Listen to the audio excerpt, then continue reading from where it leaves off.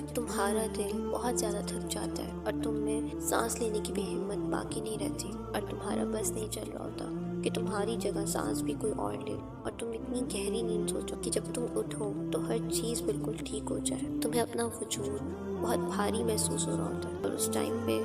تم ہر وہ کام کرنے کی کوشش کرتے ہو جو تمہارے درد تکلیف میں کمی لا سکے، تم خوشیوں کو ڈھونڈتے پھرتے ہو مگر کہیں سے بھی تمہیں کوئی امید نہیں مل رہی ہوتی، تمہیں اپنے سامنے ہر چیز ختم ہوتی ہوئی نظر آ رہی ہوتی ہے، اور ہر وہ چیز جسے تم نے اپنی دنیا بنایا ہوا تھا تمہیں سب کچھ تباہ ہوتا ہوا نظر آ رہا ہوتا ہے۔ یہ سب کچھ ریئلائز کرنے کے بعد جب تم اپنے کریٹر کو ڈھونڈنا شروع کر دیتے ہو اور پھر تم جانماز کے اوپر کھڑے ہوتے ہو، اس وقت تمہاری آنکھیں بھری ہوئی ہوتی ہیں، اور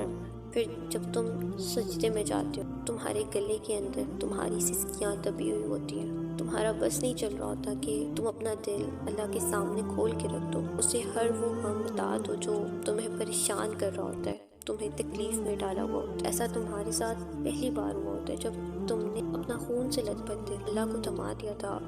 کہ اللہ میری تو اب ہمت ختم ہو گئی ہے، میں اب اس کو سنبھال نہیں سکتا۔ اس بے بسی کے عالم میں تمہاری آنکھوں سے جو آنسو نکلتے ہیں وہ دنیا کی ہر چیز سے زیادہ قیمتی ہوتے ہیں۔ یہ وہ وقت ہوتا ہے جب تم اللہ تعالیٰ کو اپنے سب سے زیادہ قریب محسوس کرتے ہو، جب تم اپنا دل اپنا سب کچھ اللہ کے حوالے کر دیتے ہو، تب اللہ تمہارے دل کو ہیل کرتا ہے،